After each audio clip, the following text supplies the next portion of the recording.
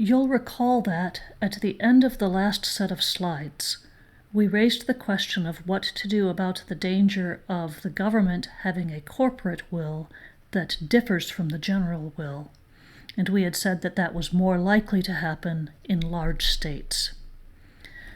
In this final set of slides for Book 3, we'll answer that question by looking at the relationship between the sovereign and the government.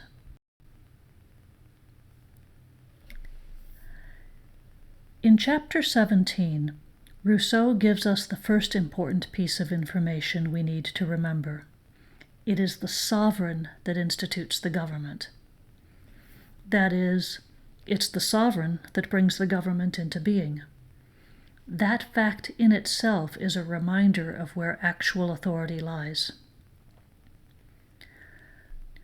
Rousseau tells us that the act of instituting a government is an act of law, and it's an act comprised of two others. And you'll remember that a law is a decree that is general in scope. It is made by the entire population acting as sovereign for the entire population in their capacity as subjects.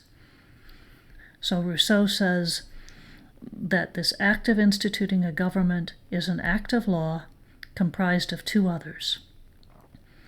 He says, by the first, the sovereign decrees that there will be a governing body established under some or other form, and it is clear that this act is a law.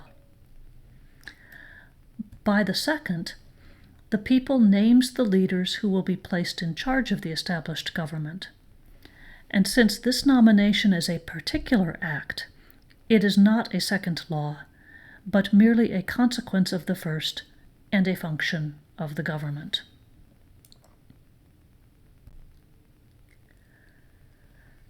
Given the likely differences between the corporate will and the general will that we've already discussed, it's perhaps unsurprising that a government might have a tendency to usurp the sovereign authority.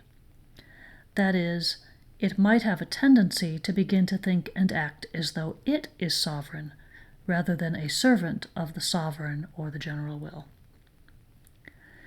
Because of this tendency, the government needs clear reminders that it is not sovereign.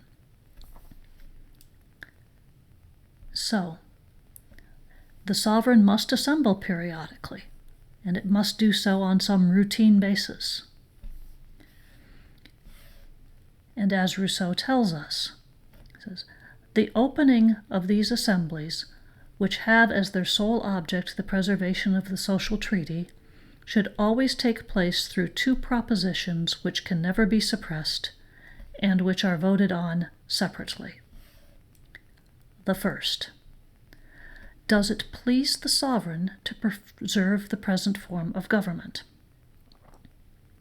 The second, does it please the people to leave its administration to those who are now in charge of it? Essentially, the sovereign needs to ask whether the current structure of government seems to be working, and whether they approve of the performance of those currently running the government. These questions need to be taken up separately. The sovereign might, for example, like the form of government, but think the people in charge are doing a terrible job. Or the sovereign might think that the people in charge are doing an admirable job, but the form of government needs to be changed because it's not working so well. There are other possible combinations of answers to these two questions. Here's the key. Starting each sovereign assembly with these two questions serves as a clear reminder to the members of the government that they are not sovereign. Rather, they serve at the sovereign's pleasure. That wraps it up for Book 3.